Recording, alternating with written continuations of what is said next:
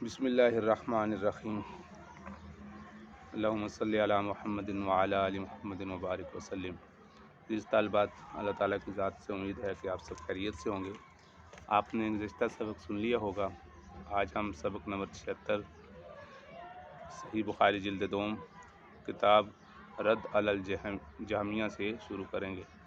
اسی کتاب کا نام بعض نسخوں میں کتاب التوحید بھی ہے، تو بعض میں اس کا عطف ہے کتاب الرد علی الجہمیہ وغیرہم التوحید، جہمیہ وغیرہ پر رد اور توحید کا بیان۔ اللہم صلی علی محمد وعلی آل محمد وبارک وسلم۔ رب اشرح لی صدری ویسر لی امری واحلل عقدۃ من لسانی یفقہوا قولی۔ جی عزیز طالبات، کتابیں کھول لیجئے۔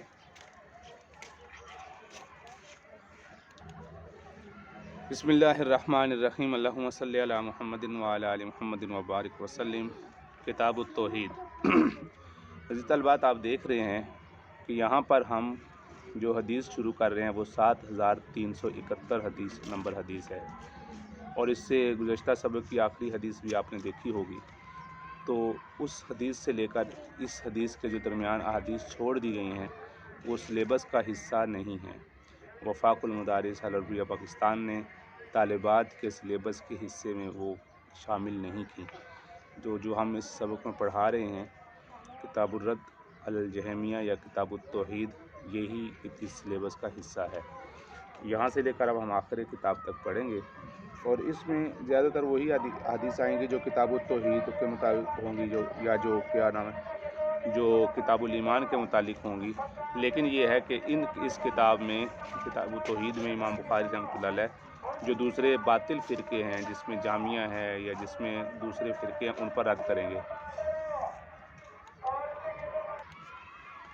تو چونکہ ابتدائی اسلام میں جب یہ کتاب لکھی گئی تھی تو اس وقت میں 4 فرقے گمراہ کن فرقے شمار ہوتے تھے۔ ایک ان میں سے معتزلہ تھا، مرجئہ تھا، روافض تھے اور خوارج تھے۔ تو لہٰذا یہ ایک بدعتی فرقے تھے، اور جہمیہ کے ساتھ ایک خصوصیت کے ساتھ ذکر فرمایا تھا۔ اور اسی طرح یہاں پر امام بخاری رحمۃ اللہ علیہ نے، چونکہ سارے بدعتی ذکر ہے،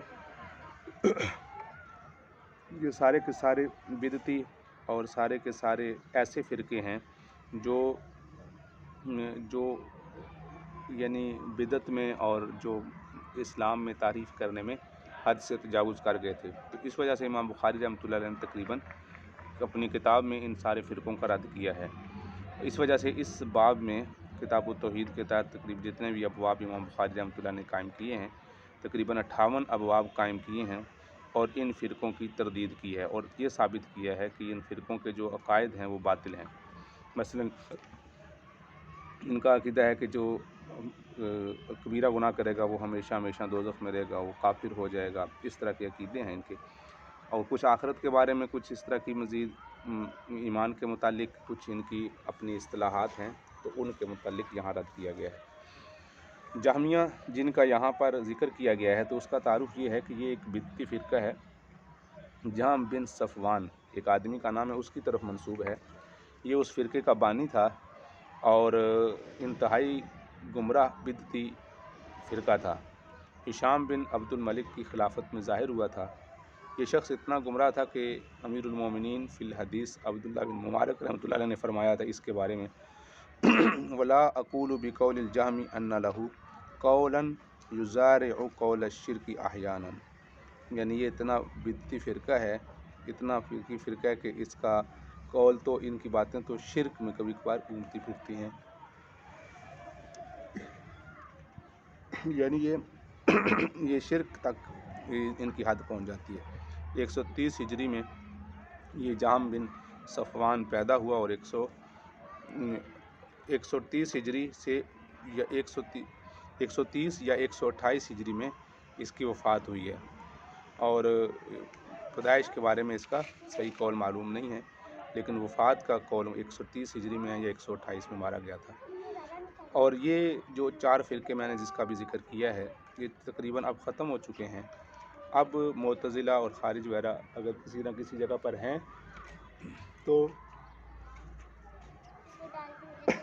اگر کسی نہ کسی جگہ پر ہوئے تو ممکن ہے کے ہوں، لیکن ان کا اتنا اب خطرہ نہیں ہے جتنا اب خطرہ قادیانیوں سے ہے اور قبر پرستوں سے ہے۔ تو لہٰذا یعنی آج کل جو کتابیں لکھی جا رہی ہیں وہ ان پر لکھی جا رہی ہیں۔ امام بخاری رحمۃ اللہ نے جب یہ کتاب لکھی تھی اور اس میں حدیث جمع کی تو اس فرقے پر کی تھی۔ بسم اللہ الرحمن الرحیم۔ باب ما جاء فی دعاء نبی صلی اللہ علیہ وسلم امتہ الی التوحید۔ آپ صلی اللہ علیہ وسلم کا اپنی امت کو توحید کی دعوت دینا۔ یہاں دعا دعوت کے معنی میں ہے۔ ان نبی صلی اللہ علیہ وسلم بعث معاذ الی الیمن۔ عباس رضی اللہ تعالیٰ عنہ سے مروی ہے کہ آپ صلی اللہ علیہ وسلم نے حضرت معاذ رضی اللہ تعالیٰ عنہ کو جو یمن بھیجا تھا وہ اسی لیے بھیجا تھا کہ ان کو دعوت دیں۔ یہاں روایت میں ہے لما معاذ الی نحو الیمن قال له انک تقدم علی قوم من اہل الکتاب۔ آپ اہل کتاب کے پاس جا رہے ہیں، فلیکن اول ما تدعوہم الی ان یوحدوا اللہ۔ سب سے پہلے آپ کی دعوت یہ ہے کہ آپ ان کو توحید کی طرف بلائیں۔ فاذا عرفوا ذلک، جب وہ اس کو پہچان لیں، فاخبرہم، ان کو پھر بتانا، ان اللہ فرض علیہم 5 صلوات فی یومہم و لیلتہم، اللہ تعالیٰ نے ان پر دن اور رات میں 5 نمازیں فرض کی ہیں۔ فَإِذَا صَلُّوا فَأَخْبِرْهُمْ أَنَّ اللَّهَ افْتَرَضَ عَلَيْهِمُ الزَّكَاةَ، جب وہ یہ بھی ادا کر لیں تو یہ بتا دینا ان پر اللہ تعالیٰ نے ان پر زکوٰۃ فرض کی ہے، جو تُؤْخَذُ مِنْ غَنِیِّهِمْ، جو ان کے غنیوں سے لی جائے گی، فَتَرُدُّ عَلَىٰ فَقِیرِهِمْ، اور ان کے فقراء پر لوٹائی جائے گی۔ فَإِذَا اقرؤوا بِذَلِكَ، فَإِذَا أَقَرُّوا بِذَلِكَ، جب وہ اس کا بھی اقرار کر لیں، فَخُذْ مِنْهُمْ، تو ان میں سے مال، یعنی ان کے جو زکوٰۃ کا مال بنے گا ان سے لے، وَتُوَقَّعْ قَرَائِمَ أَمْوَالِ النَّاسِ، تو ایک بات کا خیال رکھنا کہ تو ان کے جو عمدہ مال ہیں ان کے لینے سے بچ جانا، اس لیے کہ جو زکوٰۃ فرض ہوئی ہے اس سے اگر تم زیادہ لوگے تو یہ تمہاری طرف سے زیادتی شمار ہوگی، جو اتنی مقدار فرض ہوئی ہے اتنی ہی مقدار ان سے لینا۔ وقع یوقع کا معنی ہوتا ہے بچنا، اسی سے اتقا ہے، وقع یقی سے ہے، تو توقع اعلیٰ کرائم اموال الناس، لوگوں کے عمدہ مالوں سے بچو، یعنی ان پر زکوٰۃ جو وصول کرنی ہے وہ جو واجب بنتی ہے، مثلا اگر ایک آدمی کے ذمہ اس کے 1-2 سال کا بچڑا بنتا ہے تو وہی 2 سال کا بچڑا جو نارمل اس کے جانور ہیں ان میں سے لے لیا جائے، ضروری نہیں ہے کہ بہت عمدہ، بہت زیادہ صحت مند، جو درمیانی قسم کا وہ لے لو۔ تو یہ حدیث جو ابھی اس حدیث میں بھی یہاں پر اتدری ما حق العباد، یہ ہم تفصیل سے پڑھ چکے ہیں، اس میں آپ صلی اللہ علیہ وسلم نے حضرت معاذ رضی اللہ تعالیٰ عنہ کو توحید کی طرف بلایا کہ اللہ یشرکوا بہ شیئا، اللہ تعالیٰ کے ساتھ کسی کو شریک نہ ٹھہرائیں۔ یہی اب اس روایت میں حضرت ابو سعید خدری رضی اللہ تعالیٰ عنہ سے فرمایا کہ ایک آدمی بار بار اس کو پڑھا تھا قل هو اللہ احد یرددھا، فلما اصبح، جب صبح ہوئی وہ آپ صلی اللہ علیہ وسلم آپ کے پاس ہے تو آپ علیہ السلام کو ذکر کیا گیا، فکأن الرجل یتقالھا، یعنی وہ جب بار بار اس کو پڑھ رہے تھے تو لوگوں نے ان کے بارے میں حضرت ابو سعید خدری رضی اللہ عنہ نے فرمایا کہ ایک شخص ہے، ان کا نام تھا قتادہ بن نعمان، تو وہ قل هو اللہ احد کو بار بار پڑھ رہے تھے۔ جب آپ صلی اللہ علیہ وسلم کی خدمت میں حاضر ہو کر اس واقعے کو عرض کیا، جیسے وہ سامع اس صورت کا پڑھنا کم درجے کی عبادت سمجھتا تھا، اس پر رسول اللہ صلی اللہ علیہ وسلم نے فرمایا، یتقالا کا معنی ہوتا ہے کم سمجھنا، فقالا رسول اللہ صلی اللہ علیہ وسلم والذی نفسی بیدہ انہا لتعدل ثلث القرآن، آپ صلی اللہ علیہ وسلم نے فرمایا کہ یاد رکھو کہ یہ سورت یعنی سورہ اخلاص تہائی قرآن کے برابر ہے۔ تو واقعہ یہ ہوا تھا کہ حضرت قتادہ بن نعمان کو سنا جو تہجد کی نماز میں ایک ہی رکعت میں سورہ اخلاص کو بار بار پڑھتے رہے۔ ایک آدمی نے سنا تو اس نے آپ صلی اللہ علیہ وسلم کو اس انداز میں بتایا کہ وہ آدمی، اس کی باتوں سے یہ لگ رہا تھا کہ وہ سورہ اخلاص کے پڑھنے کو چھوٹا عمل سمجھ رہا تھا، اس وجہ سے آپ صلی اللہ علیہ وسلم نے فرمایا کہ یہ ثلث قرآن ہے۔ تو سورہ اخلاص میں توحید کا ذکر ہے، اور قرآن مجید کے جو مضامین ہیں وہ بڑے مضامین ہیں، وہ 3 ہیں: توحید، رسالت اور آخرت۔ توحید، رسالت اور آخرت قرآن مجید اس پر بیان کرتا ہے، تو لہٰذا اس تینوں مضامین میں ایک مضمون توحید ہوا، تو جو کہ پورے قرآن کے مضامین سے تیسرا حصہ ہوا، اس وجہ سے اس کو پڑھنے کا ثلث قرآن کے برابر ثواب ملتا ہے۔ ان نبی صلی اللہ علیہ وسلم بعث رجلا الی سریۃ وکان یقرأ لاصحابہ فی صلاتہ فیختم بقل هو اللہ احد، ایک آدمی کو آپ علیہ السلام نے ایک لشکر میں بھیجا تو وہ اپنے صحابہ کو نماز پڑھاتے تھے اور ہر اپنی رکعت کا اختتام قل هو اللہ احد پر کرتے تھے. باقی اور بھی صورتیں پڑھتے تھے لیکن جب آخر میں پڑھتے تھے تو یہ پڑھتے تھے. فلما رجعوا ذکروا ذلك للنبی صلی اللہ علیہ وسلم. جب صحابہ واپس آئے تو انہوں نے آپ علیہ السلام سے اس کا ذکر کیا. فقال سلوه لأي شيء يصنع ذلك. اس سے پوچھو کہ اس نے ایسا کیوں کیا. فسألوه. جو صحابہ نے اس سے پوچھا. فقال تو ان کا لأنها صفۃ الرحمن. تو ان کا اس میں رحمان کی صفت ہے. وأنا أحب أن أقرأ بها. تو مجھے یہ اچھا لگتا ہے کہ میں اس کو پڑھوں. فقال نبی صلی اللہ علیہ وسلم أخبروه أن الله يحبه. تو آپ علیہ السلام نے فرمایا اس کو بتاؤ کہ اللہ اس سے محبت کرتے ہیں. جو اللہ سے محبت کرے گا اللہ تعالیٰ بھی اس سے محبت کریں گے. باب قول اللہ تبارک و تعالی قل ادعوا اللہ او ادعوا الرحمن ایاما تدعوا فلہ الاسماء الحسنی. تو یہ باب ہے اس بات کے کہ قل ادعوا اللہ او ادعوا الرحمن. ان کو اے نبی جی کہہ دیں کہ اللہ کو پکاریں یا رحمان کو پکاریں. یعنی اللہ رب العزت بھی اللہ کا نام ہے اور رحمان بھی اللہ کا نام ہے. تو جو کہہ دو کہ پکارو اللہ کے اچھے نام سے. تو قال رسول اللہ صلی اللہ علیہ وسلم لا یرحم اللہ من لا یرحم الناس. کہ اللہ تعالیٰ اس پر رحم نہیں کرتے جس پر لا یرحم اللہ علی من لا یرحم، جو لوگوں پر رحم نہیں کرتا. تو اس میں توحید کا بیان ہے کہ اللہ رب العزت وحدہ لا شریک ہے. تو یہ کیونکہ یہ ثواب کے اعتبار سے کہ یہ شرک اور جو جتنی بھی شرک کی اقسام ہیں اور قاعدے باطلہ ہیں ان کی یہ بےخونی کرتا ہے اور ان کو بالکل جڑ سے اکھاڑ دیتا ہے. تو اس وجہ سے اللہ رب العزت سورہ اخلاص کو اور اللہ رب العزت اپنے نامہ رحمان اور رحیم کے نام سے پکارا جائے تو اس کو بیان کرتے ہیں. اس وجہ سے امام بخاری رحمۃ اللہ اس کے تحت اس حدیث کو لا رہے ہیں. کنا عند النبی صلی اللہ علیہ وسلم اذ جاءہ رسول اللہ صلی اللہ علیہ وسلم احدی بناتہ تدعو الی ابنہا فی الموت. یہ حضرت ابراہیم علیہ السلام کے وفات کے وقت کا واقعہ ہے جب حضرت زینب رضی اللہ تعالیٰ عنہا نے ایک بندے کو بھیجا آپ صلی اللہ علیہ وسلم کے پاس. تو آپ نے فرمایا ارجع فاخبرا ان اللہ ما اخذ ولہ ما آتا. تو آپ علیہ السلام نے آگے سے جواب دیا کہ واپس چلے جاؤ اور ان کو بتاؤ میری بیٹی کو کہ جو اللہ تعالیٰ لے لیں وہ اسی کا ہے اور جو دے وہ بھی اللہ ہی کا ہے. فکل شیء عندہ باجل مسمى. اور ہر چیز کا وقت اللہ کے ہاں مقرر ہے. فمرھا فلتصبر. اور فرمایا کہ تو اس کو کہہ کہ فلتصبر کے صبر کرے اور ثواب کی امید رکھے. فعادت رسول وہ جو رسول وہ قاصد جو آیا تھا وہ زینب رضی اللہ عنہ کے پاس واپس آ گیا. انہا قد اقسمت لیاتی انہا. پھر حضرت زینب رضی اللہ تعالیٰ عنہا نے آپ صلی اللہ علیہ وسلم کو قسم دی کہ وہ ضرور بھی ضرور آئے. فقام النبی صلی اللہ علیہ وسلم وقام معه سعد بن عبادہ و معاذ بن جبل. یہ سارے حضرات آئے تو فدفع الصبی الیہ. تو وہ بچہ آپ صلی اللہ علیہ وسلم کو دے دیا گیا. ونفسہ تقعتا. اور بچے کے سانس اکڑ رہے تھے. کأنہا فی شن ففاضت عیناہ. گویا کہ یعنی اس حالت میں تھے کہ ان کے جو سانس اکھڑ رہے تھے جیسا کہ وہ ایک مشق کے اندر ہو، جیسے پرانی مشق ہوتی ہے ایسے ہو گیا تھا، یعنی بالکل خشک ہو سوکھ گئے تھے. تو آپ صلی اللہ علیہ وسلم جب دیکھا تو آپ کی آنکھوں میں آنسو آ گئے. فقال له سعد رضی اللہ تعالیٰ نے عرض کہ یا رسول اللہ ما ھذا، یہ کیا؟ تو آپ نے فرمایا ھذہ رحمۃ جعلھا اللہ فی قلوب عبادی. اللہ تعالیٰ نے اپنے بندوں کے دلوں میں رکھی ہے. انما یرحم اللہ من عبادی الرحمٰ. بے شک اللہ تعالیٰ اپنے بندوں پر رحم کرتا ہے جو رحم دل ہوتے ہیں. تو یہ کہ بالکل رونا ہی نہ آئے ایسی بات تو نہیں ہے. رو سکتا ہے بندہ، اس کی اجازت ہے، لیکن جو منع کیا گیا وہ واویلا کرنے سے منع کیا گیا ہے اور اس چیز سے منع کیا گیا ہے کہ بندہ گریبان پھاڑے یا اس طرح. باقی یہ رحمت کی بات ہے تو اس وجہ سے یہ بچے اور اولاد سے محبت ہوتی ہے. تو اس محبت کی وجہ سے انسان کی آنکھوں میں آنسو آ جاتے ہیں. باقی حدیث کی ترجمۃ الباب سے مناسبت واضح ہے کہ یعنی اللہ کے لیے رحم کی صفت کا ثبوت کیا گیا. اللہ تعالیٰ رحیم ہیں. اللہ رب العزت کے لیے رحم کی صفت کو ثابت کیا اس حدیث میں. باب قول اللہ تعالیٰ ان اللہ هو الرزاق ذو القوۃ المتین. اب یہ باب ہے اللہ تعالیٰ ہی رزاق اور ذو القوۃ المتین ہے. فرمایا کہ ما احد اصبر علی اذن سمعہ من اللہ. اس سے زیادہ صبر کوئی بھی نہیں کرتا جو اللہ رب العزت کسی تکلیف والی اس بات کو سنتے ہیں اور اس پر صبر کرتے ہیں. وہ کیا ہے؟ یدعون لہ الولد. لوگ اللہ کے لیے اس کی اولاد پکارتے ہیں. ثم یعافیہ. ثم ویرزقہم، اس کے باوجود بھی اللہ تعالیٰ ان کو عافیت دیتا ہے اور ان کو رزق دیتا ہے۔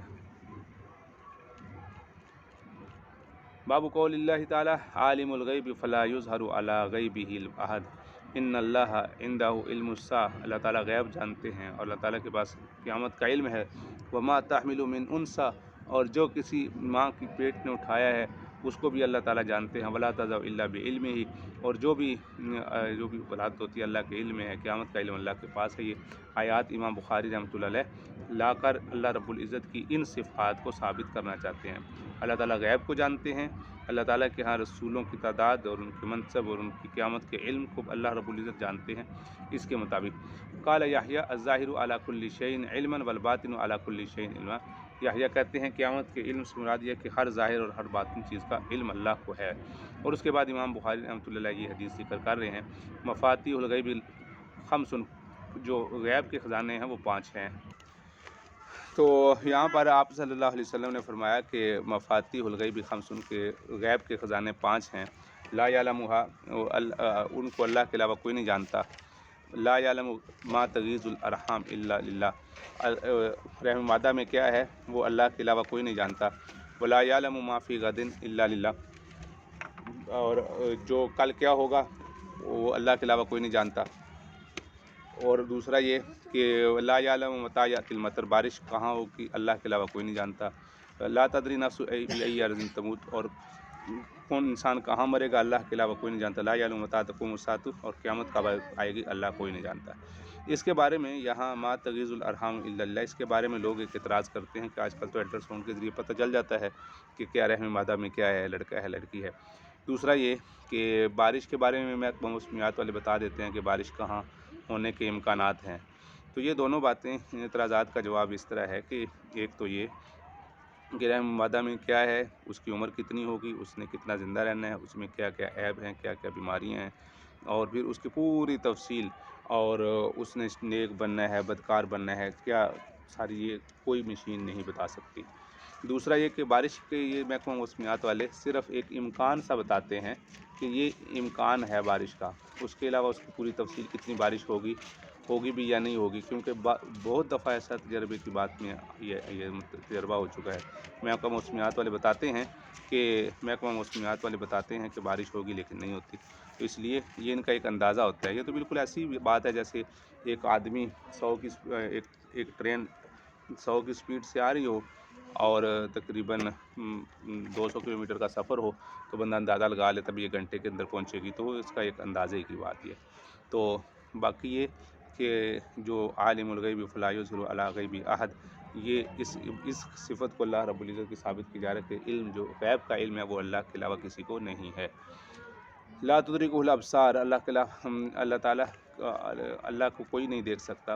ومن حدثک انہ یعلم الغیب فقد کذب، جس آدمی نے آپ کو یہ بتایا ہے کہ وہ انہ یعلم، وہ غیب کو جانتا ہے، وہ جھوٹ بولتا ہے۔ وہو یقول، حالانکہ اللہ تعالیٰ فرماتے ہیں کہ اللہ کے علاوہ کوئی غیب نہیں جانتا۔ اگر کوئی آدمی یہ کہتا ہے کہ وہ غیب کو جانتا ہے اور وہ اللہ کی پوشیدہ باتوں کو جانتا ہے، وہ جھوٹ بولتا ہے۔ آگے امام بخاری رحمۃ اللہ یہ بیان کرتے ہیں السلام المؤمن، سلام مومن یعنی اللہ تعالیٰ کا سلامتی دینے والا مومن ہے، امن دینے والا ہے۔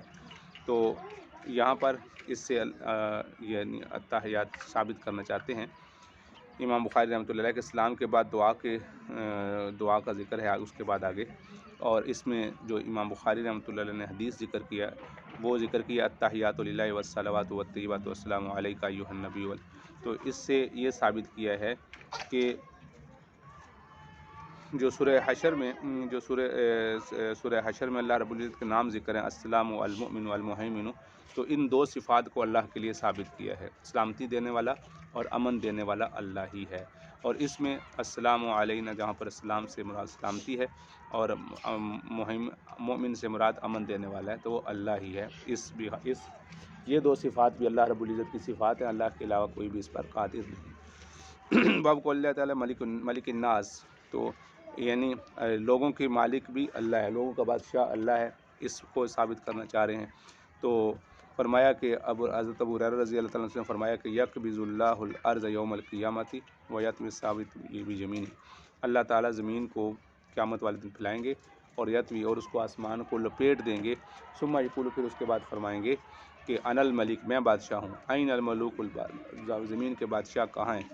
تو ان ساری مختلف احادیث سے امام بخاری رحمۃ اللہ علیہ اللہ رب العزت کی مختلف صفات کو ثابت کر رہے ہیں احادیث مبارکہ سے۔ قول اللہ تعالیٰ هو العزیز الحکیم، اللہ تعالیٰ حکمت والے ہیں، زبردست ہیں۔ سبحان ربک رب العزت عما یصفون، یہ جو اللہ کے ساتھ جن چیزوں کو، جن اوصاف کو ٹھہراتے ہیں، اللہ تعالیٰ اس سے پاک ہے۔ وللہ العزت ولرسولہ، عزت اللہ کے لیے اور اس کے رسول کے لیے ہے۔ اس کو امام بخاری رحمۃ اللہ علیہ نے ثابت کیا۔ یبقی رجل بین الجنۃ والنار وهو آخر الجنۃ، جو ابھی ہم نے پچھلے سبق میں ایک حدیث مبارکہ پڑھی تھی کہ ایک آدمی آخر سے جو سب سے جہنم سے نکلے گا، وہ جو وعدے کرتا رہے گا، پھر اس کو بھی اللہ رب العزت اس کے مثل 10 جنتیں دیں گے۔ ذالک، فرمائیں گے یہ بھی جنت تیری لیے اور اس طرح کی تیری 10 جنتیں ہیں۔ تو قال ایوب وعزتک لا غنی لی عن برکتی، تو اس پر وہ کہے گا اللہ تعالیٰ، حضرت ایوب علیہ السلام نے فرمایا تھا کہ اللہ تیری عزت کی قسم ہے کہ تیری برکت کے علاوہ چارہ کار نہیں۔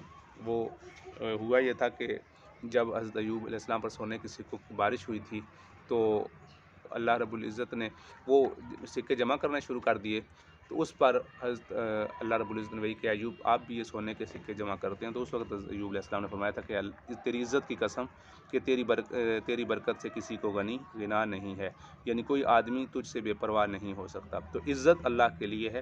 ان ساری احادیث مبارکہ میں آپ سمجھ دیکھ رہے ہیں کہ اللہ رب العزت کا بادشاہ ہونا، اللہ رب العزت کے لیے عزت اور اللہ رب العزت کے لیے قدرت کو ثابت کیا جا رہا ہے۔ اعوذ بعزتک الذی لا الہ الا انت لا یموت والجن والانس یموتون، اللہ کی ذات وہ موت نہیں آئے گی، حقیقی بادشاہ وہی ہے جس کو موت نہ آئے، باقی انسان اور جن کی جو بادشاہت ہیں وہ تو ساری کی ساری ختم ہونے والی ہیں، اور اس میں یہ بتا دیا گیا کہ وہ مر جائیں گے، تو اس کا مطلب جب مر جائیں گے تو بادشاہت بھی ختم ہو جائے گی۔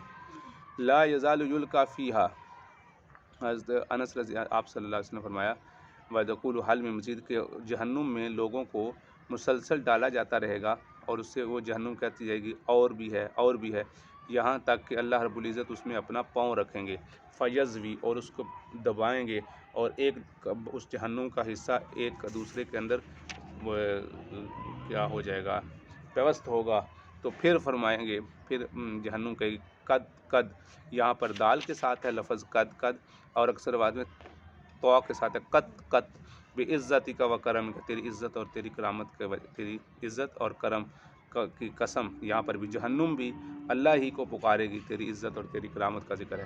لا یزال الجنت تفضل حتی ینشئ اللہ لہا خلقا، اور جنت کو بھی اللہ رب العزت مسلسل بڑھتے رہیں گے یہاں تک کہ اللہ رب العزت اس میں ایک ایسی مخلوق پیدا کریں گے، وَيُسْكِنُهُمْ، اور اس میں رہے گی فضل الجنہ، اس جو زائد حصے میں جنت ہے، یہ جو مخلوق ہوگی اللہ رب العزت اس انسانوں کی یعنی ان کے لیے، انسانوں کے لیے جو جنت میں جائیں گے ان کے لیے حوریں ہوں گی، اور ان کے لیے اللہ رب العزت خادموں کو پیدا کریں گے اور جو ان کی خدمت کریں گے، اور وہ انہیں جنت کی خالی جگہ میں رکھا جائے گا۔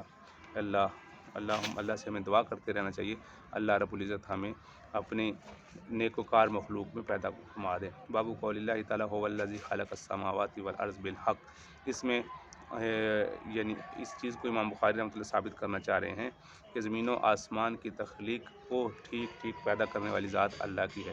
باقی یہ جو دعا وہی ہے جو آپ صلی اللہ علیہ وسلم تہجد کے وقت اٹھ کے پڑھا کرتے تھے، معروف دعا ہے، اس میں اللہ رب العزت کی خلقیت زمین و آسمان کے لیے پیدا کرنا یہ ثابت کیا گیا ہے۔ باب کان اللہ سمیعا بصیرا، اللہ تعالیٰ کے سمیع اور بصیر ہونے کا ذکر ہے۔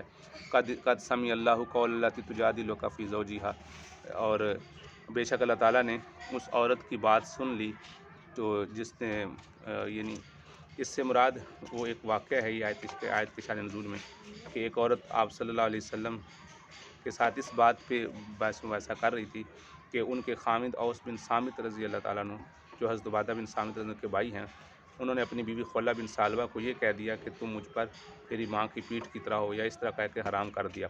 تو اب اس وقت طلاق سمجھا جاتا تھا، تو انہوں نے اب وہ شکوہ کر رہی تھیں کہ اللہ کے رسول اگر مجھے طلاق ہوتی ہے تو ان بچوں کو اگر میں اپنے پاس رکھوں تو بھوکے مریں گے، اور ان کے پاس چھوڑوں تو یوں ہی قسمہ پرسی کی حالت میں ضائع ہو جائیں گے، تو آپ اس میری مشکل کو حل کریں۔ تو پھر اس پر اللہ تعالیٰ نے زہار کی آیات نازل کی۔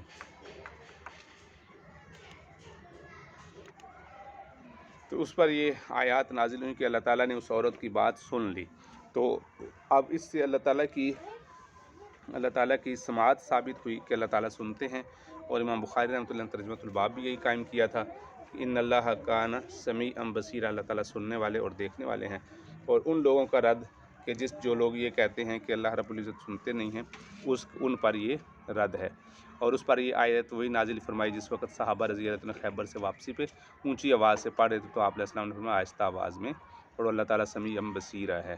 اور اس روایت میں بھی اللہم انی ظلمت نفسی کثیرا، اس میں بھی اللہ تعالیٰ کی سماعت کا ذکر ہے، اور اس میں بھی ان اللہ قد سمع قول قومک وما ردوا علیک، جبرائیل علیہ السلام نے ان جبرائیل نادانی، تو حضرت عائشہ رضی اللہ عنہ فرماتے ہیں، انہوں نے حدیث بیان کی، آپ صلی اللہ علیہ وسلم فرمایا کہ جبرائیل علیہ السلام نے مجھے پکارا، اور اس میں فرمایا ان اللہ قد سمع قول قومک، یعنی جس وقت آپ صلی اللہ علیہ وسلم طائف کے واقعہ میں جب انہوں نے طائف والوں نے بہت زیادہ جب آپ کو تکلیف دی، تو اس پر فرمایا جبرائیل علیہ السلام پکارا، اللہ نے آپ کی قوم قریش کی بھی بات سنی اور وہ بھی سن لیا جو انہوں نے آپ کو جواب دیا تھا، یعنی جو قریش نے آپ صلی اللہ علیہ وسلم کو تکالیف دی تھی، اس موقع پر جبرائیل علیہ السلام نے ان کو کہا۔ باب قول اللہ قل هو القادر، اے نبی جی آپ کہہ دیجئے کہ اللہ رب العزت ہی قادر ہیں۔ اس کے تحت امام بخاری رحمۃ اللہ علیہ دعائے استخارہ لے کر آئے ہیں، اور اس دعائے استخارہ میں وَأَسْتَقْدِرُكَ بِقُدْرَتِكَ، اور میں تیری قدرت کی وجہ سے سوال کرتا ہوں۔ تو قدرت سے سوال کرنے کا مطلب یہ ہے، طاقت اور قدرت کا مطلب یہ ہے کہ اس سے اللہ امام بخاری رحمۃ اللہ یہ ثابت کرنا چاہ رہے ہیں کہ اللہ کی طاقت ہے، اللہ تعالیٰ کی قدرت ہے۔ دعا وہی دعائے استخارہ ہے۔ باب مقلب القلوب، اس باب میں امام بخاری رحمۃ اللہ یہ ثابت کرنا چاہ رہے ہیں کہ دلوں کے حالات اللہ کے پاس ہیں، اختیار اللہ کے پاس ہے، جس کا دل چاہے پھیر دے۔ وَنُقَلِّبُ أَفْئِدَتَهُمْ وَأَبْصَارَهُمْ، اللہ تعالیٰ ان کے دلوں کو پھیر دیتے ہیں، ان کی آنکھوں کو پھیرتے ہیں۔ کان نبی صلی اللہ علیہ وسلم یحلف لا ومقلب القلوب، آپ صلی اللہ علیہ وسلم اکثر آپ علیہ السلام اکثر یہ کہہ کر فرمایا کرتے تھے کہ لا، قسم اس طرح اٹھایا کرتے یا مقلب القلوب، اے دلوں کے پھیرنے والے نہیں، یعنی میں یہ کام نہیں کروں گا یا یہ بات نہیں کہوں گا۔ تو اس کے ساتھ جو قسم کھاتے تھے وہ مقلب القلوب کو فرماتے تھے کہ دلوں کو پھیرنے والا اللہ ہی ہے۔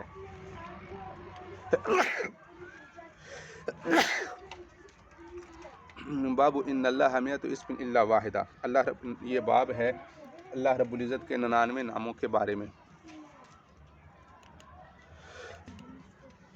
تو یہ روایت ہم بارہا پڑھ چکے ہیں کہ اللہ رب العزت کے 99 نام ہیں، جو ان کو یاد کرے گا جنت میں داخل ہوگا۔ احصینا کا مطلب ہوتا ہے حفظناہ، اور ہم نے اس کو یاد کیا۔ صحابہ فرماتے ہیں ہم نے اللہ کے 99 ناموں کو یاد کیا۔ آج بھی بہت سے بچے جو حافظ قرآن ہوتے ہیں وہ ان کو یاد کرتے ہیں۔ باب السؤال باسماء اللہ تعالی والاستعاذۃ بہ، اللہ تعالیٰ کے ناموں کے ساتھ سوال کرنا اور اس سے والاستعاذہ بہ، اور اللہ ہی کے ناموں کے ذریعے سے یہ پناہ مانگنا، اللہ رب العزت کے عذاب سے، اللہ رب العزت کے پکڑ سے پناہ مانگنا۔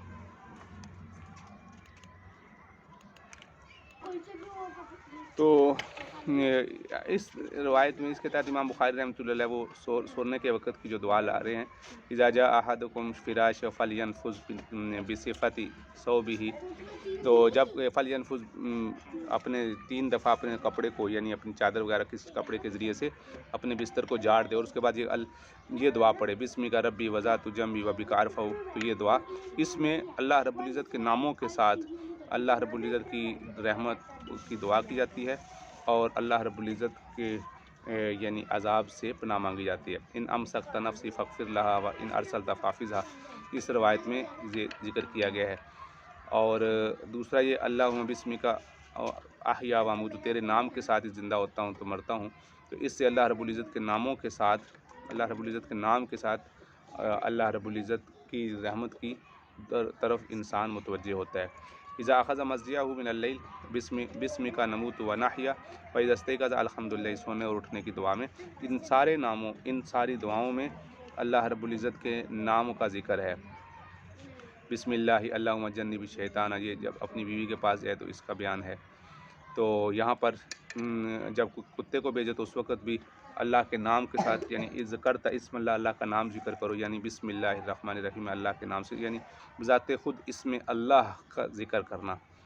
تو ان سب میں اللہ رب العزت کے نام کے ساتھ اللہ کی دعا مانگنے کا ذکر کیا گیا۔ آپ یہاں دیکھ رہتے ہیں کہ انتم اسم اللہ وکلو، یعنی جس جانور پہ تم نے اللہ کا نام کیا استعمال کیا تو اس کو کھاؤ۔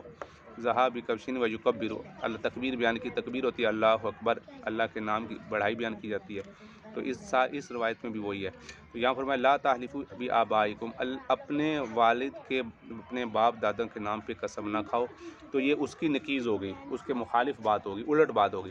پہلے ذکر تھا کہ اللہ کے ناموں کے ساتھ کام کرو، اور یہ ذکر ہے کہ غیر اللہ کے ناموں کے ساتھ قسمیں نہ کھاؤ۔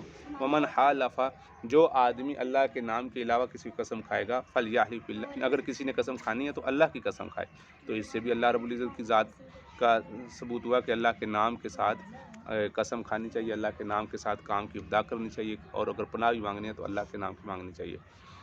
قال ما یذکر فی الذات والنعوت والاسامی للہ عز وجل، یہاں سے ذکر ہے، امام بخاری رحمۃ اللہ فرما رہے ہیں، اس چیز کا ذکر ہے کہ ان روایات کا بیان جس میں اللہ رب العزت کی ذات اور صفات اور ان کے ناموں کا ذکر ہے، اللہ رب العزت کی ذات اور صفات اور اللہ کے ناموں کا ذکر ہے۔ لما خرجوا من الحرم لیقتلوا خبیب الانصاری، جب خبیب انصاری رضی اللہ تعالیٰ کو شہید کرنے کے لیے انہوں نے وہ باہر لے کر گئے، لست ابالی حین اقتل مسلما، تو انہوں نے یہ شعر پڑھا تھا، مجھے اس کی کوئی پرواہ نہیں ہے کہ جب میں مسلمان ہونے کی حالت میں قتل ہو جاؤں، علی ای شک کان للہ مسریا، مجھے جس پہلو پر بھی لٹا کر قتل کر دیا جائے مجھے اس کی کوئی پرواہ نہیں ہے، کیونکہ میں مسلمان ہوں اور اللہ کا نام میرے دل میں ہے۔ وذالک فی ذات اللہ وَإِن یشاء، اور یہ ٹکڑے ٹکڑے کیے جانا جسم کے جوڑوں میں برکت دے سکتا ہے۔ وذالک فی ذات ان یشاء یبارک علی اوصال شلو ممزع، اور شال ذلو موزع، اس شعر کی ویسے ہم پیچھے تفصیل پڑھ کے آ چکے ہیں، یعنی میرے جسم کے ٹکڑے ٹکڑے اگر ہو جائیں، جدا جدا ہو جائیں، تو پھر بھی اس میں اللہ رب العزت کی ذات برکت ڈال سکتی ہے۔ فاخبر نبی صلی اللہ علیہ وسلم اصحابہ خبرہم یوم اصیبوا، تو آپ صلی اللہ علیہ وسلم کو یہ آپ کے صحابہ نے خبر دی جس دن کے یوم اصیبہم، آپ صلی اللہ علیہ وسلم نے اپنے صحابہ کو خبر دی جس روز یہ حضرات شہید ہوئے، اللہ رب العزت نے آپ صلی اللہ علیہ وسلم کو وحی کے ذریعے سے خبر دے دی۔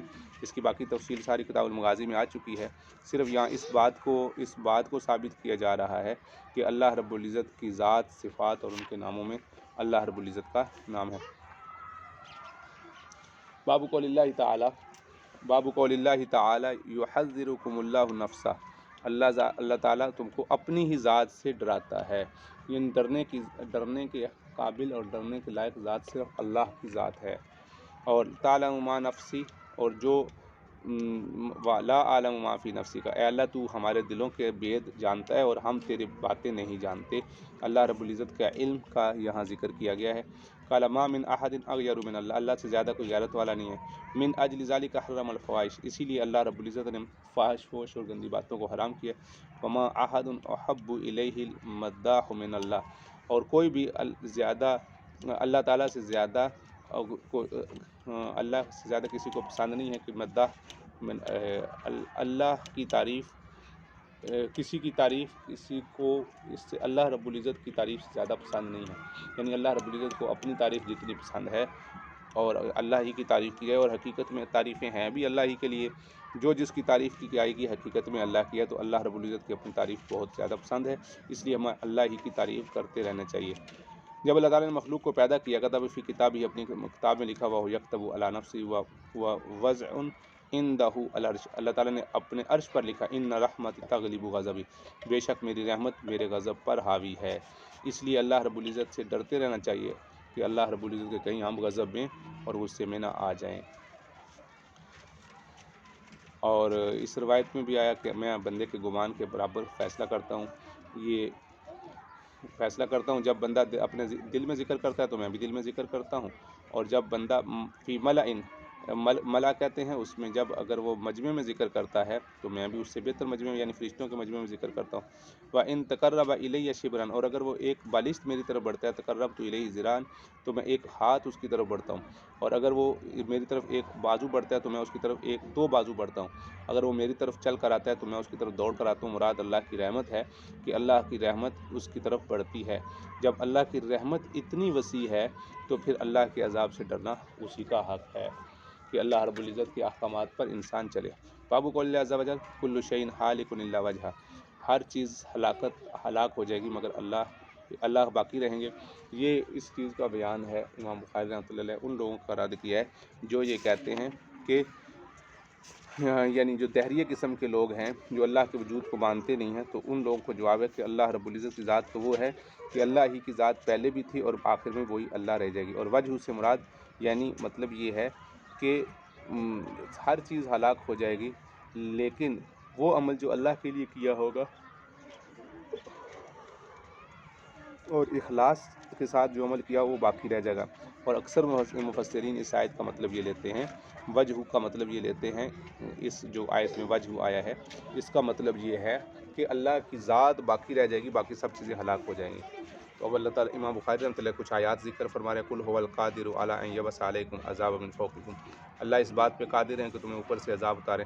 اعوذ بوجہک اب یہاں پر لفظ وجہ آیا ہے میں تیرے چہرے سے میں تیری ذات کی وجہ سے پناہ طلب کرتا ہوں. من تحت ارجلک اعوذ بوجہک تو آپ صلی اللہ علیہ وسلم جس وقت یہ آیات تلاوت فرماتے تھے جابر بن عبداللہ فرماتے جب یہ آیات نازل ہوئیں تو آپ علیہ السلام فرماتے تھے اعوذ بوجہک میں اللہ کے عذاب سے پناہ طلب کرتا ہوں اور زمین سے آئے یا اوپر سے آئے. او یلبسکم شیعا فقال نبی صلی اللہ علیہ وسلم ھذا ایسر یا یہ ہے کہ یلبس شیعا یعنی یہ کہ تمہیں آپس میں گروہ بنا کر آپس میں بڑھا دے. تو اللہ تعالیٰ نے فرمایا کہ یہ آسان ہے. مطلب یہ ہے کہ اگر اللہ آسمان سے عذاب نازل کریں گے یا زمین کے اندر سے عذاب نازل کریں گے تو اس صورت میں امت کا کوئی فرد باقی نہیں بچے گا. کیونکہ یہ ایک روایت میں یہ بھی آتا ہے کہ آپ صلی اللہ علیہ وسلم نے دعا کی تھی کہ اے باری تعالیٰ میری امت میں لڑائی جھگڑا نہ ہو تو یہ دعا قبول نہیں ہوئی تھی. دجال کا ذکر ہے ان اللہ لا یخفی علیکم تمہارے بے شک اللہ تعالیٰ تم پر مخفی نہیں ہے. ان اللہ لیس بعور اللہ تعالیٰ آور کہتے ہیں بہنگے کو اللہ تعالیٰ بہنگا نہیں ہے. واشار بیدی الی عینہ اور آپ صلی اللہ علیہ وسلم نے اپنی آنکھ کی طرف اشارہ کر کے بتایا کہ اس کی ایک آنکھ ان مسیح الدجال آور عین الیمنی اس کی دائیں آنکھ وہ کانا ہوگا. وکأن عینہ انم طافن گویا کہ اس کی آنکھ ایک ابھرا ہوا انگور کا دانہ ہوگی. تو اس میں یہ خبر ملی اس روایت میں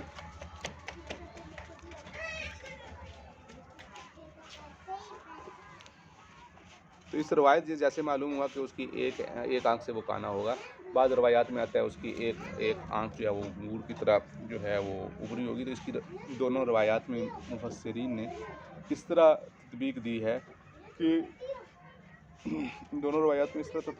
کہ ایک آنکھ تو اس کی بالکل چٹیا صفایا ہوئی ہوگی اور جو دوسری آنکھ ہوگی وہ انگور کی طرح ابری ہوئی ہوگی. تو گویا کہ دونوں آنکھوں میں ہی عیب ہوگا.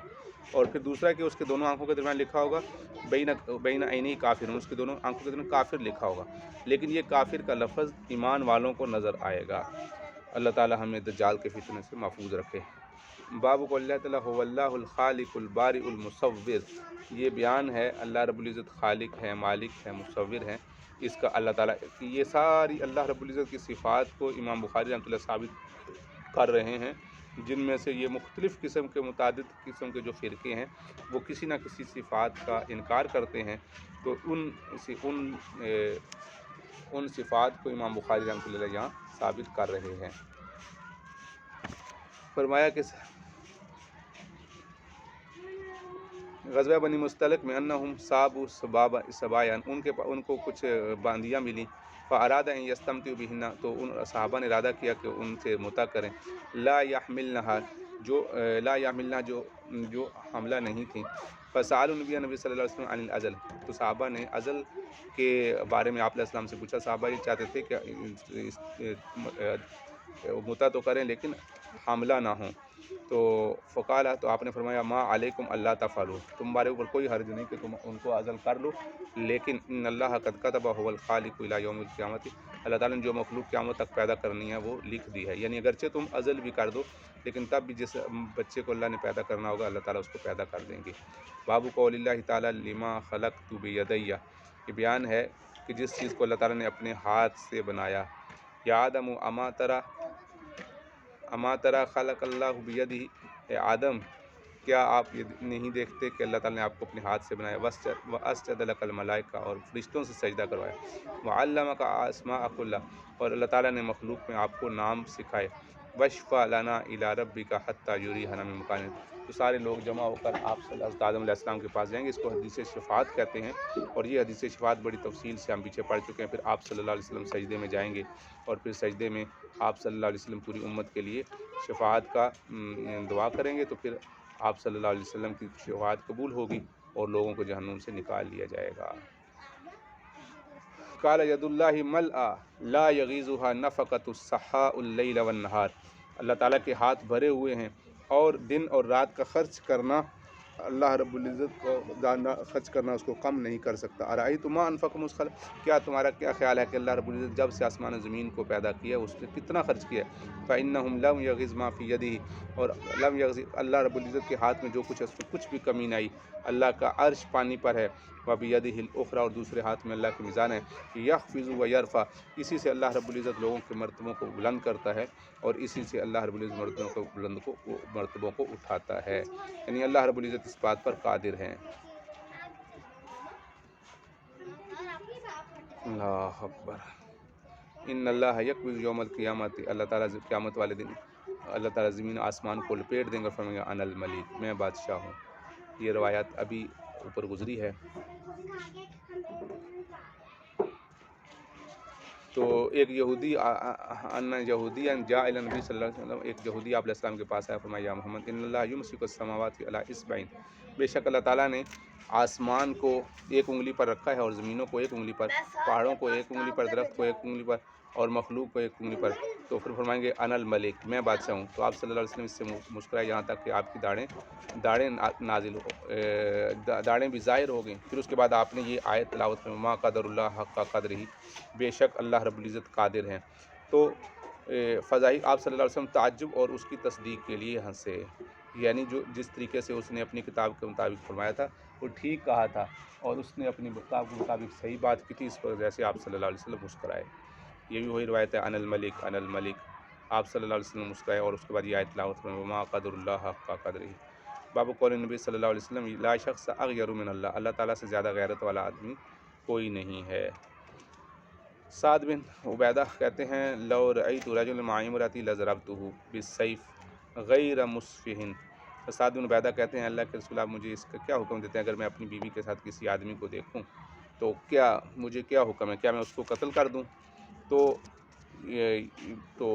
میں تو اس کو مصفہ کہتے ہیں سیدھی تلوار کی دھار سے میں تو اس کی گردن مار دوں گا۔ تو جب یہ بات آپ صلی اللہ علیہ وسلم کو پہنچی تو آپ صلی اللہ علیہ وسلم سعد کی غیرت سے، تعجب کا مطلب ہوتا ہے حیران تھے اور پسند کر رہے تھے، اور فرمایا اللہ اس سے زیادہ غیرت مند ہے کہ من اجل غیرت اللہ، اللہ تعالیٰ نے اسی غیرت کی وجہ سے تو ان برائیوں کو حرام قرار دیا ہے۔ ما ظہر منہا و بطن، جو ظاہری ہوں یا جو پوشیدہ ہوں۔ ولا احد احب الیہ العذر من اللہ تعالیٰ، اور اللہ تعالیٰ کو اس سے زیادہ پسند، لا احد احب الیہ العذر، عذر کہتے ہیں باقرہ لڑکی۔ تو آپ اللہ رب العزت تو غیرت مند ہیں اور اللہ رب العزت غیرت کرتے ہیں، اور اسی غیرت کی وجہ سے ہی اللہ رب العزت نے ان فواحشات کو حرام قرار دیا ہے۔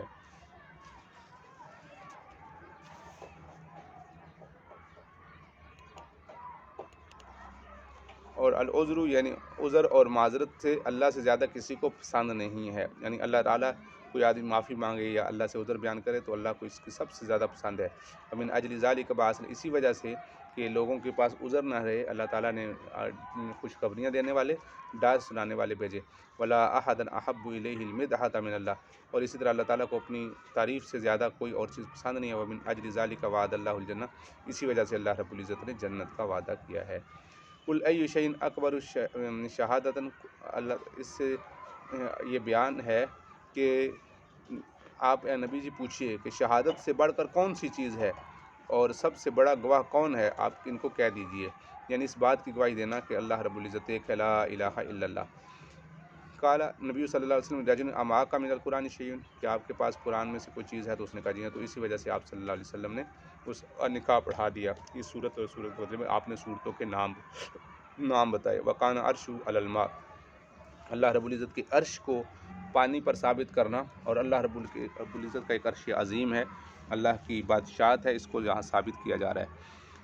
قال ابو العلی استوى الى السماء ارتفع کا معنی ہے کہ استوا کا معنی ہوتا ہے جب اللہ تعالیٰ آسمان پر برابر ہوئے، اس کا مطلب جب اللہ تعالیٰ نے آسمانوں کو بلند کیا۔ فسواہن، جب اللہ سوا کا معنی خلقہن، استوا یعنی اللہ تعالیٰ عرش پر سیدھے ہوئے، یعنی آپ بلند ہو گئے۔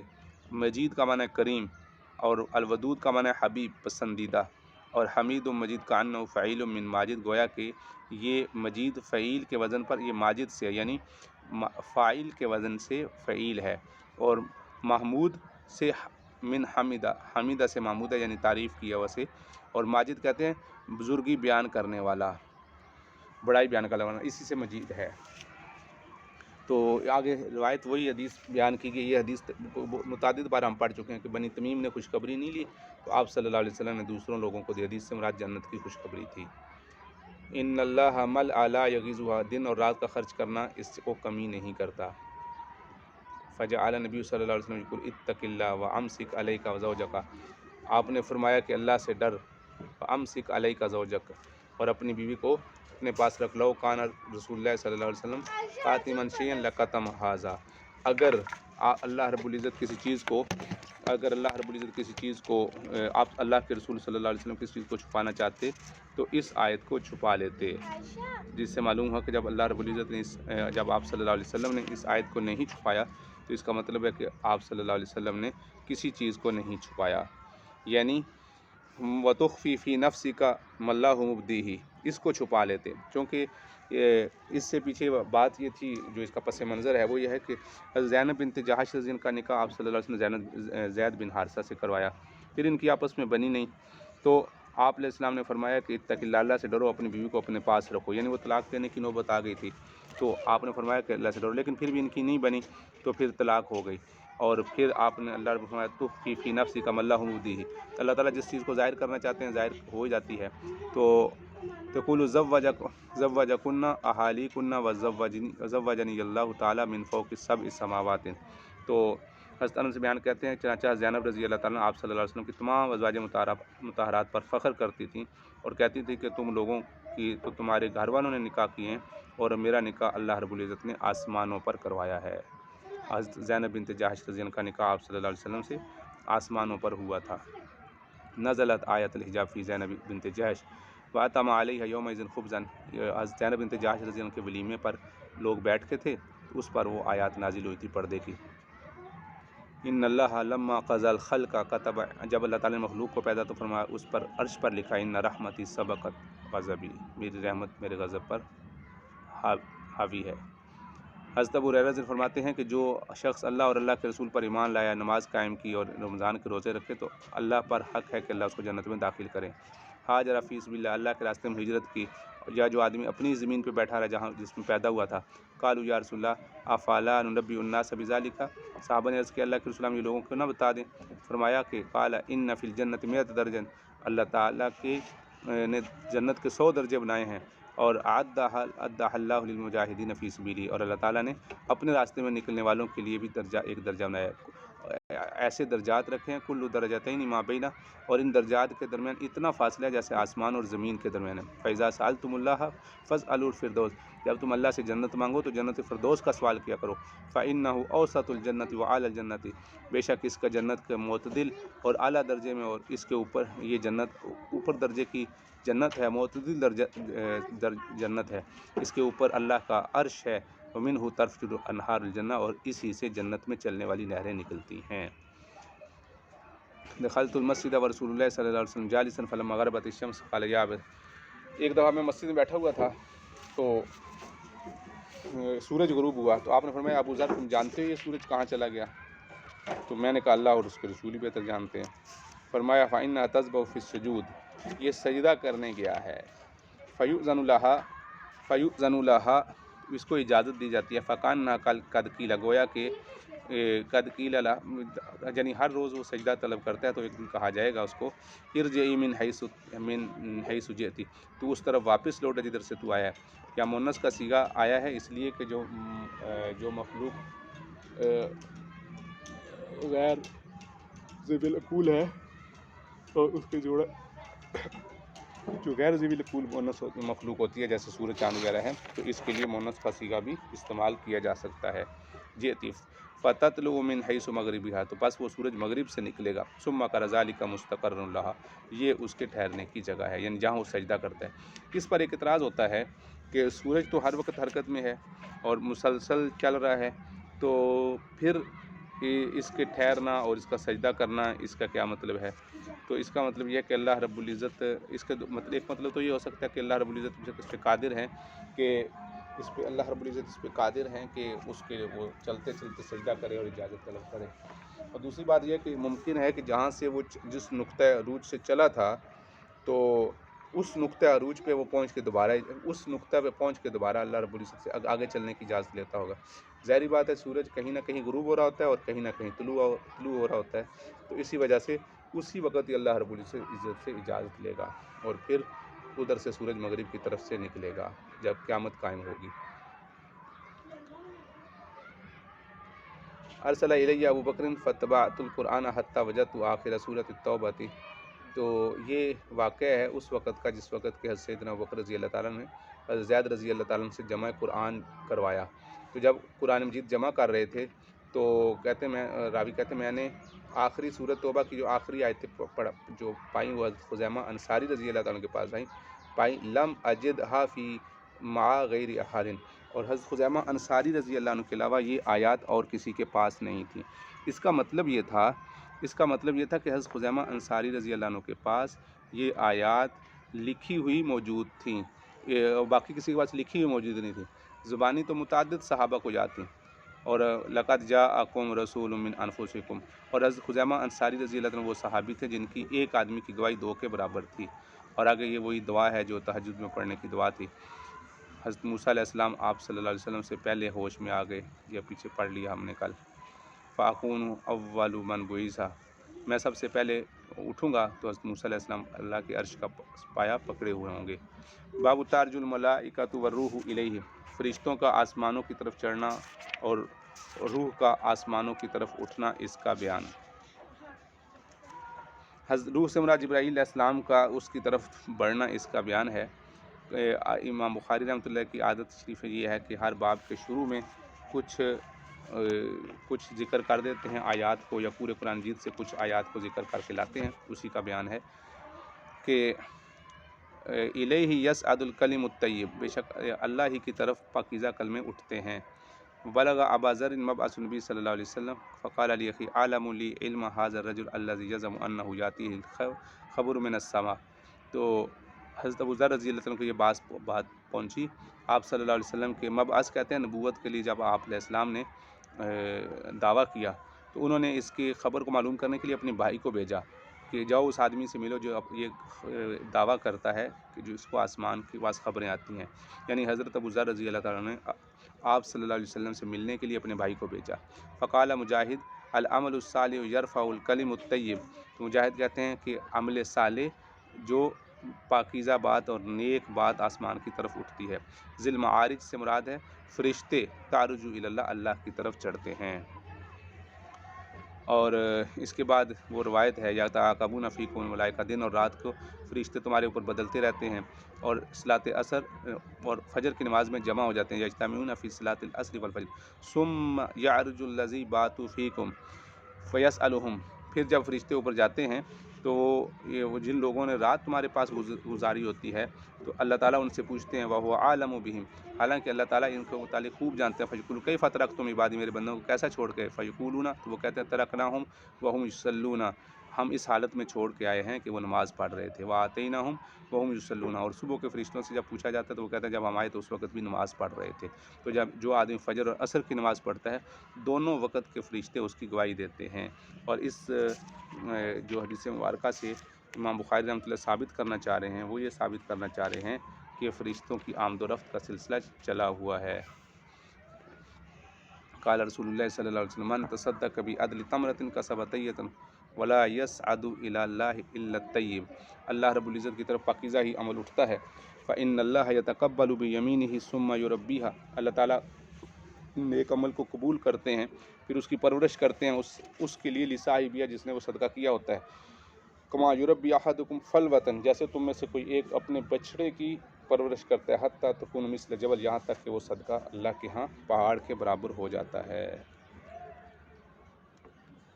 پھر یہ دعا استخارہ لا الہ الا اللہ العلی العظیم، بعث النبی صلی اللہ علیہ وسلم بذہیبۃ قسمھا بین اربعۃ، آپ صلی اللہ علیہ وسلم کے پاس کوئی چھوٹی سی سونے کی ایک ڈلی لائی گئی تو آپ صلی اللہ علیہ وسلم نے اس کو تقسیم فرما دیا،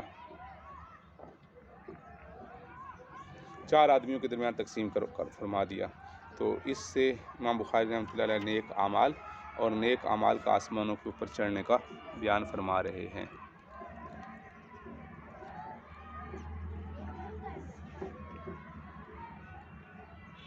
اور اس روایت میں جو پوری روایت تفصیل سے ذکر کی گئی ہے، اس میں جب حضرت علی رضی اللہ تعالیٰ عنہ جب واپس آئے تو اقرع بن حابس جو کہ بنی مشاجع کا آدمی تھا، تو اس نے آپ صلی اللہ علیہ وسلم کے گلے میں چادر ڈال کے کہا کہ مجھے آپ دے دیں، لوگ ناراض ہوئے۔ تو پھر اسی طرح ایک عبداللہ ذو الخویصر آدمی تھا، آنکھیں اس کی دسی ہوئی تھی، اس کی پیشانی ابری ہوئی تھی، گھنی داڑھی تھی، دونوں رخسار بڑھے ہوئے تھے، سر مونڈا تھا، اس نے کہا اللہ کے رسول اللہ سے ڈریے۔ تو قال نبی صلی اللہ علیہ وسلم ان من ذئذی ھذا قوم یقرؤون القرآن، یہ تفصیل سے گزر چکی ہے کہ من ذئذی، اسی قوم کی نسل سے ایسے لوگ آئیں گے جو قرآن پڑھیں گے اور ان کے سینوں سے بھی نہیں گزرے گا۔ یہ ہم یہ حدیث مبارکہ پیچھے پڑھ کے آ چکے ہیں، اس کے نمبر یہاں لکھے ہوئے ہیں، اتنی مرتبہ یہ حدیث مبارکہ پیچھے گزر چکی ہے۔ راوی کہتے ہیں میں نے آپ صلی اللہ علیہ وسلم سے پوچھا الشمس تجری لمستقر لہا، یعنی اس جگہ پر سورج کے مستقر سے کیا مراد ہے؟ کہ قال مستقر تحت العرش، اللہ تعالیٰ آپ صلی اللہ علیہ وسلم نے فرمایا کہ سورج کے مستقر سے مراد وہ جگہ ہے جو عرش کے نیچے ہے۔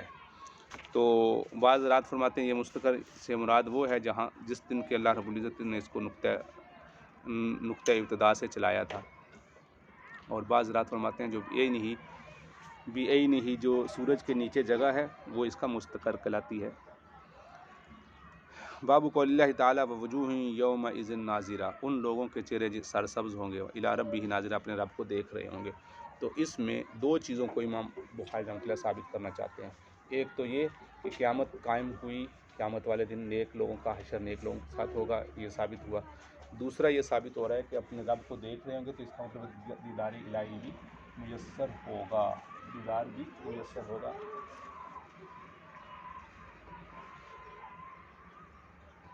کیونکہ بہت سے لوگ اللہ رب العزت کے دیدار کے قائل نہیں ہیں، تو امام بخاری رحمۃ اللہ اس کو ثابت کر گئے ہیں، اور اس کے نیچے وہ حدیث مبارکہ لے کر آئے ہیں جس کا ہم نے یہ گزشتہ سبق میں یہ روایت گزری تھی کہ آپ علیہ السلام نے فرمایا کہ تم 14ویں رات کی چاند میں جب تم دیکھتے ہو تو اس طریقے سے اپنے رب کو دیکھو گے، انکم سترون ربکم، تم بے شک اپنے رب کو دیکھو گے، کما ترون ھذا القمر، جیسا کہ تم اس چاند کو دیکھ رہے ہو، لا تضامون فی رؤیتہ، اس کے دیکھنے میں تم ایک دوسرے کو بھیڑ میں نہیں ڈال رہے۔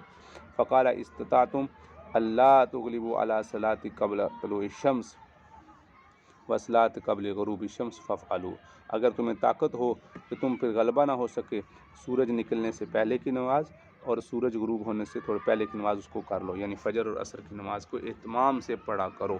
تو ایسا کرو کہ ایسا نہ ہو کہ تمہیں کسی وقت پتہ نہ چلے، نماز فجر نماز عصر کا اہتمام باقی نمازوں سے زیادہ کرو۔ یہ ان 2 نمازوں کا اس وجہ سے فرمایا کہ یہ دونوں غفلت کی نمازیں ہوتی ہیں، اور اس سے امام بخاری رحمۃ اللہ علیہ نے رؤیت باری تعالیٰ ثابت کی، انکم سترون ربکم عیانا، اس روایت سے بھی یہی ثابت ہوا، یہ نیچے والی روایت میں بھی یہی ثابت ہے۔ اس روایت میں بھی حل تزارون فی قمر لیلۃ البدر، وہی روایت ہے کہ اللہ رب العزت کو دیکھنے میں بالکل ایسے ہی جیسا کہ تم چاند کو دیکھتے ہو۔ من کانا یعبد شیئا فلیتبع، تو یہ روایت بھی پڑھے ہیں کہ اللہ رب العزت کل جو حساب کتاب لیں گے فرمائیں گے جو جس کی عبادت کرتا تھا اس کے پیچھے ہو جائے، اور وہاں پر کلابی و مثل شوک السعدان، یعنی جو پل ہوگا جہنم کے اوپر اس کے اوپر کانٹے لگے ہوں گے، یہ روایت ہم گزشتہ سبق میں تفصیل سے پڑھ چکے ہیں۔ تو عزیز طالبات، اس طرح کی جو روایات آتی ہیں جو ہم پیچھے پڑھ چکے ہوتے ہیں، ان روایات کو تو آپ ان کا ترجمہ کرنے کی کوشش خود سے کریں۔ اس کے دو فائدے ہوں گے، ایک تو یہ کہ آپ کو یہ اندازہ ہو جائے گا کہ ہم خود سے کتنا ترجمہ کر سکتے ہیں۔ یہ ساری روایت وہی ہے، لا و عزتک ولا اسألک غیرہ، تیری عزت کی قسم اور لا اسألک غیرہ، اس کے علاوہ میں نہیں مانگوں گا۔ وہ آدمی جو آخر سے جنت سے نکلتا تھا نا، ویؤتی ما شاء من عود مواسی کا، اور بڑے عہدے پہ مان کرے گا اور پھر جنت کے قریب کر دیا جائے گا۔ اور پھر یعنی اس سے اللہ رب العزت سے کلام ثابت ہو رہا ہے، اللہ رب العزت دیدار ثابت ہو رہا ہے۔ تو یہ سارے آپ ان احادیث مبارکہ کا ترجمہ خود سے دوبارہ سے بارہ کرنے کی کوشش کریں، کیونکہ میری کوشش یہ ہوتی ہے کہ 2 دفعہ یا 3 دفعہ جس کا ترجمہ ہو چکا ہوتا ہے اس کا ترجمہ آگے سے طالبات خود سے کریں۔ اس سے کیا فائدہ ہوگا؟ اس سے آپ کا خود اپنا امتحان لینا آسان ہو جائے گا۔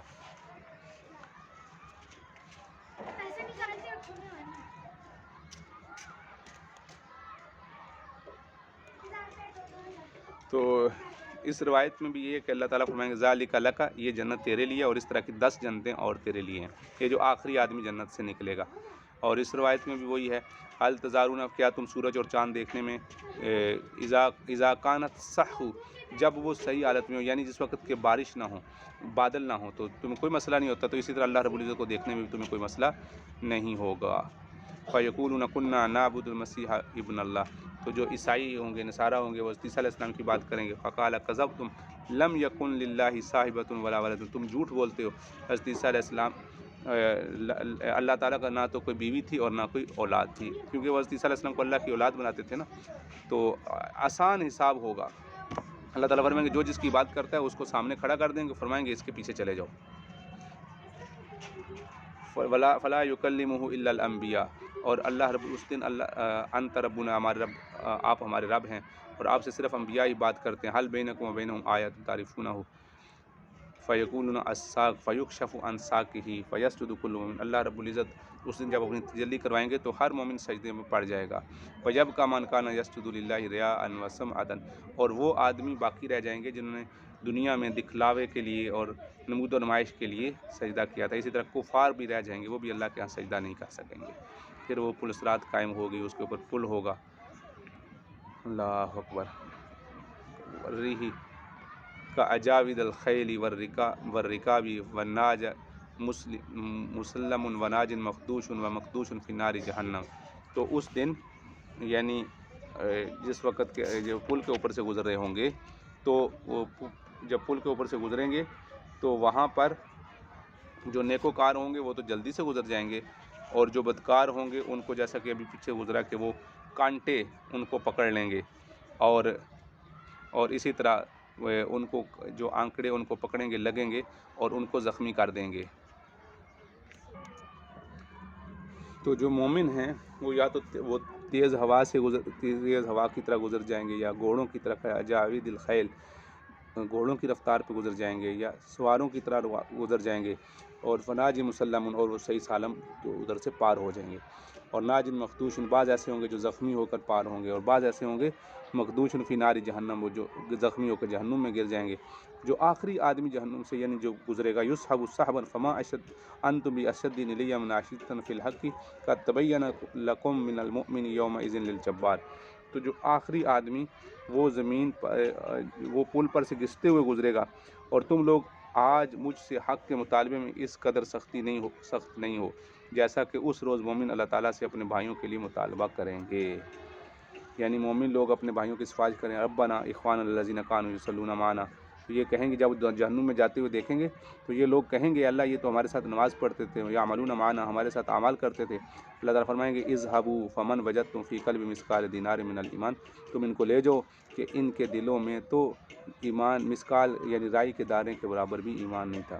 فیحرم اللہ صورهم علی النار، تو اللہ تعالیٰ ان کے فیاتونہم فبعضهم قد غاب فی النار الی قدمہ، تو فیحرم اللہ صورهم علی النار، یعنی جب اللہ رب العزت یہ گناہگار جو لوگ ہوں گے، اچھا وہ نیک مسلمان ان گناہگاروں کے پاس آ کر یہ کہیں گے کہ اے اللہ تعالیٰ، اے باری تعالیٰ ان کو معاف فرما دے، تو اللہ تعالیٰ جہنم پر ان گناہگار مسلمانوں کے چہروں کو حرام کر دے گا۔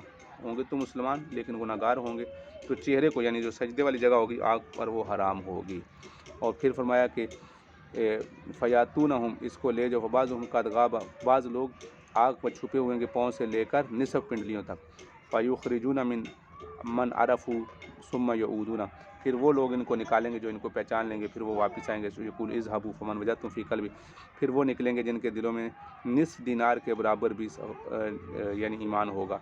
फिर उसके बाद अखरिजू, फिर अल्लाह ताला हुक्म देंगे इनको निकाल लो जो मन अरफ़ू, जो जिसको पहचानता है यानी ये समझता है कि ईमान वाला है। सुम्मा यूदूना, फिर वो लोग वापस आएंगे, सिफारिश करेंगे। फ़यक़ूलु इज़हबू फ़मन वजदतुम फ़ी क़ल्बी मिस्क़ाल ज़र्रतिन, अल्लाह ताला फरमाएंगे कि दोज़ख में से उन लोगों को भी निकालो जिनके दिलों में, ये बहुत वक़्त के बाद होगा, अरसे के बाद होगा। ये नहीं होगा कि एक ही दिन में सारे लोग निकल जाएंगे, यानी अपने अपने गुनाहों की सज़ा भुगतने के बाद जहन्नुम से निकलते जाएंगे। तो आखिर में फरमाएंगे तुम इनमें से उस आदमी को निकाल लो जिसके दिल में ईमान के एक राई के दाने के बराबर भी ईमान है। फ़अख़रिजूहु फ़यख़रुजून मन अरफ़ू, तो फिर फरिश्ते उनको निकाल देंगे। इसके बाकी रवायत वही है कि अल्लाह अकबर, फिर उनको जन्नत के नहर में डाला जाएगा और फिर वो ऐसे उगेंगे जैसे कि एक पौधा उगता है।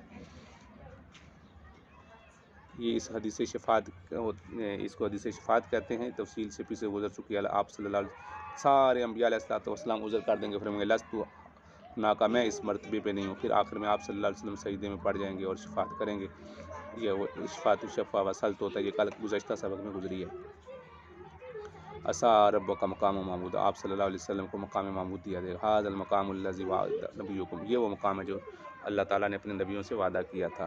अरसला इलल इंसानि फ़जामु फ़ी कुब्बतिन, तो अस्बिरु हत्ता तलक़ौल्लाह, तुम सब्र करो यहाँ तक कि अल्लाह से मुलाकात करो। तो इन सारी रवायात में इमाम बुखारी रहमतुल्लाह अलैह अल्लाह ताला की मुलाकात, अल्लाह ताला की ज़ियारत, सिफ़ारिश, शफ़ात को साबित कर रहे हैं।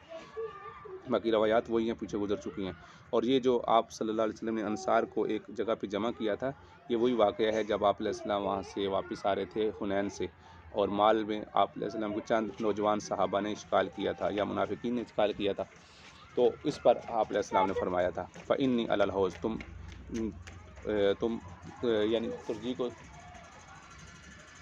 तरजीह दिए जा रहे हो, अगर यानी दुनिया में किसी पे तरजीह दिए गए तो तुम सब्र करो और हौज़ पे मुझसे मिलना।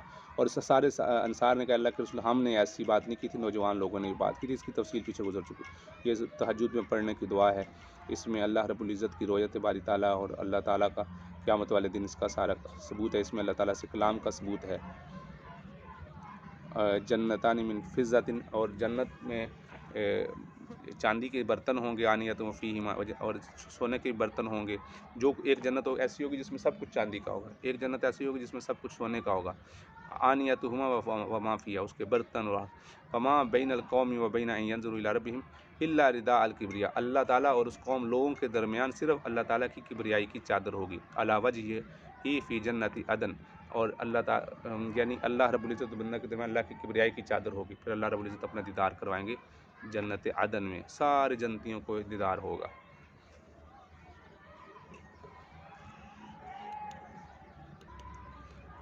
मन इक्तता माल इम्रिइन मुस्लिमिन, जो किसी मुसलमान का माल, इक्तता का माना होता है ज़बरदस्ती किसी का माल छीन लेना। बियमीन काज़िबतिन, झूठी कसम के ज़रिए से, धोखे से, यानी झूठी कसम खा के किसी ने किसी का माल धोखा देकर ले लिया। लकी अल्लाह व अली गज़बान, वो अल्लाह ताला से इस हालत में मुलाकात करेगा कि अल्लाह ताला उससे नाराज़ होंगे। सुम्मा क़रा रसूलुल्लाह सल्लल्लाहु अलैहि वसल्लम मिस्दाकुहु मन कतबल्लाह अज़्ज़ा वजल इन्नल्लज़ीना यश्तरून बिअहदिल्लाहि व अयमानिहिम समनन कलीला ला खलाक़ लहुम फ़िल आखिरति व ला युकल्लिमुहुम, इसमें भी उसका आखिरत में कोई हिस्सा नहीं, अल्लाह ताला उससे कलाम नहीं करेंगे।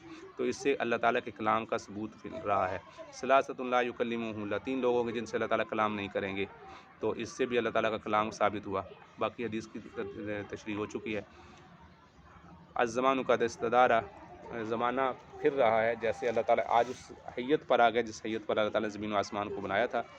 और असनत इसना अशरा, साल 12 महीनों का होता है, उसमें 4 हुर्मत वाले होते हैं। ये रवायत वही है जो आप अलैहिस्सलाम ने हज्जतुल विदा के मौके पर फरमाया था कि 9 ज़िलहज को आप अलैहिस्सलाम हज नहीं करने गए थे, इसलिए कि उस वक़्त में साल में आपने तब्दील किया, इन्होंने जो कुफ़ार कुरैश थे उन्होंने इस साल को तब्दील किया हुआ था, महीनों को, रजब के महीने को तब्दील करते थे।